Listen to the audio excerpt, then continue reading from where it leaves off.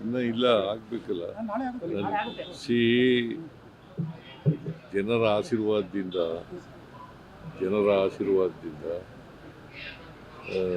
ನಾಳೆ ಆದರೆ ದೇವರಾಜ ಅರಸರವರು ಏನು ದೀರ್ಘಕಾಲ ಮುಖ್ಯಮಂತ್ರಿ ಆಗಿದ್ದರು ಅದನ್ನು ಸರಿಗಟ್ಟತಕ್ಕಂಥ ಕೆಲಸ ಆಗ್ತದೆ. ಒಂದೇನಪ್ಪ ಸಂತೋಷ ಅಂತಂದರೆ ದೇವರಾಜ ಅರಸರವರು ಮೈಸೂರು ಜಿಲ್ಲೆಯವರು, ನಾನು ಮೈಸೂರು ಜಿಲ್ಲೆಯವರು. ಬಟ್ ಅದೆಲ್ಲಕ್ಕಿಂತ ಹೆಚ್ಚಾಗಿದೆ ಇಬ್ರು ತಳ ಸಮುದಾಯದಿಂದ ಬಂದು ಈ ತರದ ವ್ಯವಸ್ಥೆಯಲ್ಲಿ ಈ ಲೆವೆಲ್ ಬಂದಿರುವಂತ ಸರ್, ನೀವು 78ರಲ್ಲಿ ತಾಲೂಕು ಬೋರ್ಡ್ ಮೆಂಬರ್ ಆದಾಗ ಇದನ್ನು ನಿರೀಕ್ಷೆ ಮಾಡಿದ್ರೆ ಈ ರೀತಿ ನಾನು ನಿರೀಕ್ಷೆನೇ ಮಾಡಿರಲಿಲ್ಲ.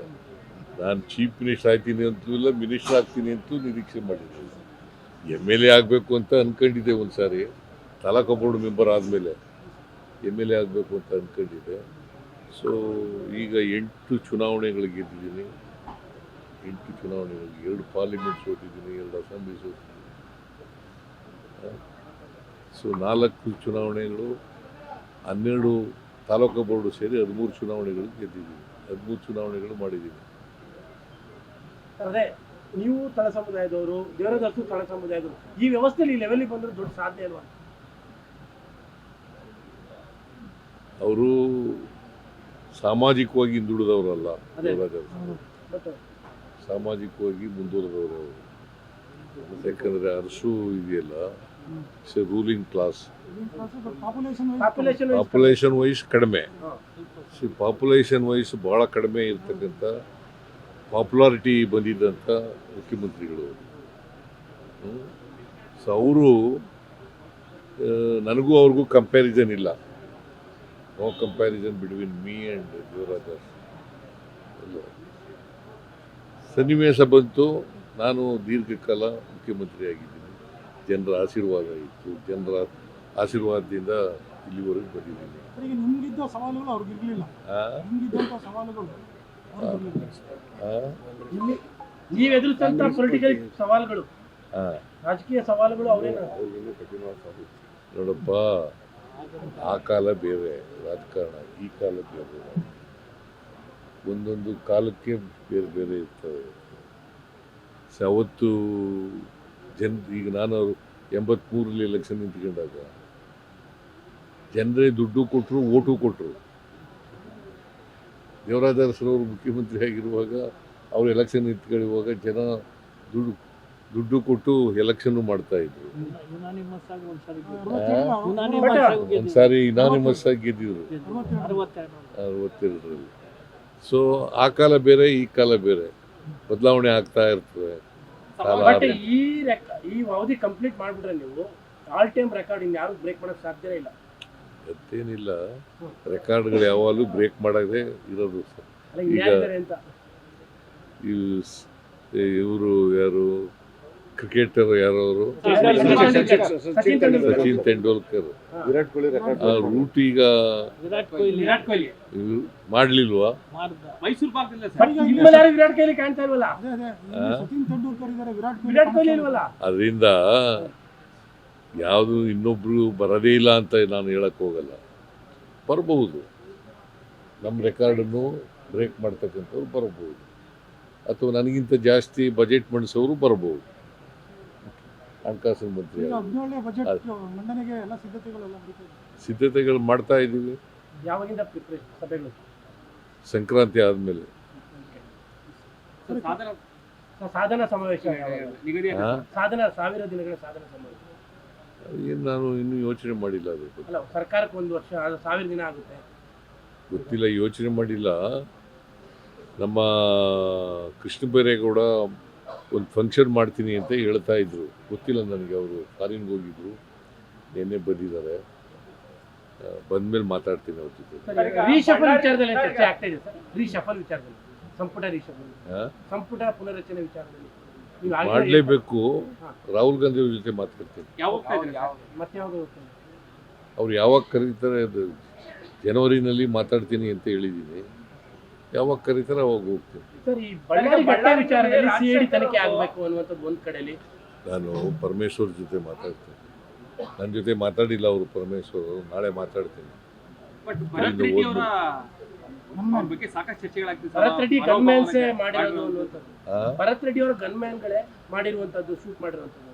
ನೋಡೋಣ ಈಗ ಅದು ತನಿಖೆ ಆಗಲಿ, ತನಿಖೆಯಿಂದ ಹೊರಬಂದ ಮೇಲೆ ಗೊತ್ತಾಗ್ತದಲ್ಲ ಸತ್ಯ ಏನು ಅಂತ. ಎರಡೆರಡು ಬಾರಿ ಪೋಸ್ಟ್ ಮಾರ್ಟಮ್ ಆಗಿದೆ, ಏನಕ್ಕೆ ಅನ್ನೋ ಪ್ರಶ್ನೆ ಶುರುವಾಗಿದೆ ಸರ್. ಹಾ? ರಾಜಶೇಖರ್ ಅವ್ರದ್ದು ಎರಡೆರಡು ಬಾರಿ ಪೋಸ್ಟ್ ಮಾರ್ಟಮ್ ಮಾಡಿದ್ದಾರೆ, ಏನಕ್ಕೆ ಅಂತ ಪ್ರಶ್ನೆ ಎತ್ತಿದ್ದಾರೆ ಸರ್. ಈಗ ಗೊತ್ತಿಲ್ಲ ನನಗೆ, ಪೊಲೀಸ್ನವರು ಮಾಡ್ತಾ ಇದ್ದಾರೆ, ಅದನ್ನ ಗೊತ್ತಿಲ್ಲ. ಸಿಟ್ಟಿಂಗ್ ನ್ಯಾಯಾಧೀಶರಿಂದ ತನಿಖೆ ಆಗ್ಬೇಕು ಅನ್ನೋದು ಬಿಜೆಪಿ ಒತ್ತಾಯ. ಸಿಟ್ಟಿಂಗ್ ನ್ಯಾಯಾಧೀಶರು ಆಗ್ಬೇಕು ತನಿಖೆ. ನೋಡಿ, ನಮ್ಮ ಪೊಲೀಸ್ನವರು ತನಿಖೆ ಮಾಡಿ ಅವ್ರಿಗೆ ಇನ್ವೆಸ್ಟಿಗೇಷನ್ ಮಾಡ್ತಾ ಇದ್ದಾರೆ. ಇನ್ವೆಸ್ಟಿಗೇಷನ್ ಮಾಡಿ ಗೊತ್ತಾಗಲಿ ಸತ್ಯ ಏನು ಅಂತ ಗೊತ್ತಾಗಲಿ, ಅದಾದ್ಮೇಲೆ ಮಾತಾಡ್ತೀನಿ. ಸರ್ ಒಂದು ಕ್ವಶನ್ ಸರ್, ಈ ಕೇಂದ್ರ ಸರ್ಕಾರ GST ಕಡಿಮೆ ಮಾಡುತ್ತೆ, ಇನ್ನೊಂದು ಕಡೆ ಹೊರಗೆ ಹೆಸರು ಚೇಂಜ್ ಮಾಡುತ್ತೆ, ಇದರಿಂದೆಲ್ಲ ರಾಜ್ಯ ಸರ್ಕಾರ ಒಕ್ಕೂಟ ರಾಜ್ಯ ಸರ್ಕಾರಕ್ಕೆ ದೊಡ್ಡ ಅನ್ಯಾಯ ಆಗ್ತಾ ಇದೆ, ಕೇಂದ್ರದಿಂದ ದೊಡ್ಡ ಅನ್ಯಾಯ ಆಗ್ತಾ ಇದೆ. GSTಯಿಂದ ಸುಮಾರು 12ರಿಂದ 15 ಸಾವಿರ ಕೋಟಿ ಒಂದು ವರ್ಷಕ್ಕೆ ನಷ್ಟ ಆಗ್ತದೆ ರಾಜ್ಯಕ್ಕೆ. ಇದರಿಂದ ಇದೇನಾಗ್ತದೆ, ಎಂಟೈರ್ ಮನ್ರೇಗಾ ಕೇಂದ್ರ ಸರ್ಕಾರನೇ ದುಡ್ಡು ಕೊಡ್ತಾ ಇತ್ತು. ಅದು ಇವತ್ತಿನಿಂದಲ್ಲ, ಮನಮೋಹನ್ ಸಿಂಗ್ ಅವ್ರ ಕಾಲದಲ್ಲಿ ಪ್ರಾರಂಭ ಆಯಿತು. ಇದು 20 ವರ್ಷಗಳ ಹಿಂದೆ ಪ್ರಾರಂಭ ಆದದ್ದು, ಅವತ್ತಿನಿಂದ ನಡ್ಕ ಬಂದಿತ್ತು 20 ವರ್ಷಗಳಿಂದ. ಈಗ ಏನಾಗಿದೆ, ಮನ್ರೇಗಾ ಅದನ್ನು ರಿಪೀಲ್ ಮಾಡಿಬಿಟ್ಟಿದ್ದಾರೆ. ರಿಪೀಲ್ ಮಾಡಿ ಈಗ ಮಹಿಳೆಯರು, ಬಡವರು, ಸಣ್ಣ ರೈತರು ಅವರೆಲ್ಲ ಅವರೇ ಸೂಚಿಸ್ತಿದ್ರು. ಕೆಲಸ ಡಿಮ್ಯಾಂಡ್ ಇತ್ತು, ಈಗ ಡಿಮ್ಯಾಂಡ್ ಹೋಗ್ಬಿಟ್ಟದೆ. 100 ದಿನ ಅವ್ರ ಕೆಲಸ ಬೇಕು ಅಂತಂದ್ರೆ ಕೊಡಬೇಕಾಗಿತ್ತು. ಮತ್ತು ಇದು ಮೂಲಭೂತವಾದಂಥ ಹಕ್ಕು. ಈ ಮೂಲಭೂತ ಹಕ್ಕನ್ನ ಕಿತ್ಕೊಳ್ತಕ್ಕಂಥ ಕೆಲಸ ಮಾಡಿದ್ದಾರೆ ಕೇಂದ್ರ ಸರ್ಕಾರ, ಕಿತ್ಕೊಂಡಿದೆ. ಈಗ ಫೆಡರಲ್ ಸಿಸ್ಟಮ್ ಅಲ್ಲಿ ಈ ರೀತಿ ಮಾಡ್ತಕ್ಕಂಥದ್ದು ತಪ್ಪಲ್ಲ. It is totally wrong, it is unconstitutional, totally wrong. ಇದರಿಂದ ಏನಾಗಿದೆ, ರಾಜ್ಯಕ್ಕೆ ಎಷ್ಟು ದೊಡ್ಡ ನಷ್ಟ ಆಗುತ್ತದೆ ಅಂತಂದರೆ, ಇನ್ನು ಮುಂದೆ ಈಗ ಮಾಡಿರ್ತಕ್ಕಂಥ ಎಂಥದ್ದು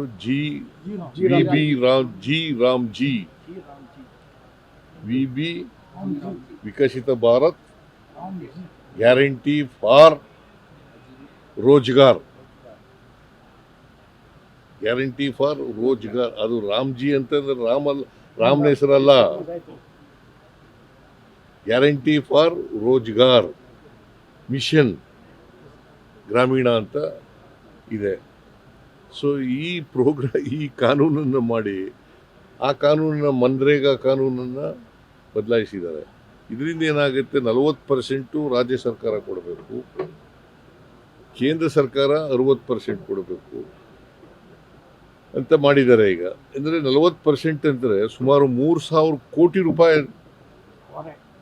ರಾಜ್ಯ ಸರ್ಕಾರದ ಮೇಲೆ ಹೊರೆ ಬೀಳ್ತದೆ. 3,000 ಕೋಟಿ. ಇದು ಯಾರ ಕಾರ್ಯಕ್ರಮ? ಇದು ಕಾರ್ಮಿಕರು, ಬಡವರು, ದಲಿತರು, ಹಿಂದುಳಿದವರು, ಅಲ್ಪಸಂಖ್ಯಾತರು, ಸಣ್ಣ ರೈತರು, ಇವ್ರ ಕಾರ್ಯಕ್ರಮ. ಇವ್ರು ನಾಶ ಮಾಡಕ್ಕೆ ಹೊರಟಿದ್ದಾರೆ. ಸರ್, ತಮ್ಮ ಗಮನಕ್ಕೆ ಒಂದು ವಿಚಾರ, ಇಲ್ಲಿ ಮೈಸೂರಲ್ಲಿ ಹುಲಿಗಳ ಕಾಟ ಜಾಸ್ತಿ ಆಗಿದೆ. ಈ ಏರ್ಪೋರ್ಟ್ ಅಲ್ಲೂ ಕೂಡ ಬೆಳಿಗ್ಗೆ ಒಂದು ಹುಲಿ ಕಾಣಿಸ್ಕೊಂಡಿದೆ. ಹುಲಿಗಳನ್ನ ಹಿಡಿಯೋ ವಿಚಾರದಲ್ಲಿ ಏನಾದರೂ ಕ್ರಮ ಕೈಗೊಳ್ತಿದೆ? ಅಲ್ಲ, ಹುಲಿ ಹಿಡಿದು ಅದಕ್ಕೆ ನಾನು ಹೇಳಿದ್ದೀನಿ ಈಗ ಫಾರೆಸ್ಟ್ ಡಿಪಾರ್ಟ್ಮೆಂಟ್ ಅವ್ರಿಗೆ. ನಾಳೆನೂ ಹೇಳ್ತೀನಿ, ನಾಳೆ ಮೀಟಿಂಗ್ ಮಾಡ್ತೀನಿ. ಹೇಳಿದ್ದೀನಿ ನಾನು ಈಗಾಗಲೇ. ಅದೇ ಹಿಡಿದಿದೆ ಸರ್. ಇವತ್ತು ಬೆಳಿಗ್ಗೆ ಕಾಣಿಸ್ಕೊಂಡಿದೆ. ಹುಲಿಗಳ ಸಂಖ್ಯೆ ಜಾಸ್ತಿ ಆಗ್ಬಿಟ್ಟಿದೆ. ಏರ್ಪೋರ್ಟ್ ಅಲ್ಲಿ ಕಾಣಿಸ್ಕೊಂಡಿದೆ. ಹುಲಿಗಳ ಸಂಖ್ಯೆ ಜಾಸ್ತಿಯಾಗಿ ಕಾಡಿನಿಂದ ಹೊರಗಡೆ ಬರ್ತಾ ಇದ್ದಾವೆ. ಸೊ ಇವು ನಂಜನಗೂಡು ಕಡೆಯಿಂದ ಬಂದಿರತಕ್ಕಂಥದ್ದು ಅಂತ ಹೇಳ್ತಾರೆ. ಅದಕ್ಕೆ ಇಲ್ಲಿ ಕೂಡಲೇ ಅದನ್ನು ಹಿಡ್ದಾಕಿ ಅಂತ ಹೇಳಿದ್ದೀನಿ. ಹೋಮಿಂಗ್ ಆಪರೇಷನ್ ಮಾಡ್ತಾ ಇದ್ದಾರೆ, ಕೂಂಬಿಂಗ್ ಎಲ್ಲ ಮಾಡೋಕ್ಕೆ ಶುರು ಮಾಡಿದ್ದಾರೆ. ಇಲ್ಲಿ ಒಂದು ಹುಲಿ ಈ ಕಡೆ ಬಂದಿದೆಯಂತೆ, ಇನ್ನೊಂದು ಹುಲಿ ಬೆಮೆಲ್ ಆ ಕಡೆ ಇದೆಯಂತೆ. ಎರಡನ್ನೂ ಹಿಡೀರಿ ಅಂತ ಹೇಳಿದ್ದೀನಿ. ಜೊತೆಗೆ ಬೇರೆ ಕಾಡುಗಳಿಗೆ ವರ್ಗಾವಣೆ ಮಾಡಿ ಅಂತ ಹೇಳಿದ್ದೀನಿ, ಹಿಡಿದು ವರ್ಗಾವಣೆ ಮಾಡಿ. ಸರ್, ಅರಮನೆ ಮುಂದೆ ಬಲೂನ್ ಬ್ಲಾಸ್ಟ್ ಆಯ್ತಲ್ಲ, ಅಲ್ಲಿ ಇಬ್ರು ಅಮಾಯಕ ಲೇಡೀಸ್ ಸತ್ತಿದ್ದಾರೆ. ಅವರಿಗೆ ಸರ್ಕಾರದಿಂದ ಪರಿಹಾರ ಕೊಡ್ತೀವಿ. ಕೊಡ್ತೀವಿ, 5 ಲಕ್ಷ ಕೊಡ್ತೀವಿ ಪರಿಹಾರ. ಸರ್, ತಮಗೆ ಹೊಸ ವರ್ಷ ಶುಭಾಶಯಗಳು. ನಿಮಗೂ ಎಲ್ರಿಗೂ ಕೂಡ ಇರ್ಲಿಲ್ಲ. ಹೊಸ ವರ್ಷದ ಶುಭಾಶಯಗಳು. ಒಳ್ಳೆದಾಗ್ಲಿ ಸರ್. ಮೈಸೂರಿನ ಒಳ್ಳೆದಾಗ್ಲಿ sir. All the best for ಎಲ್ಲ budget. ಬಾಕಿಗಳು. All the best for budget. Thank you. All the best for budget. Thank you.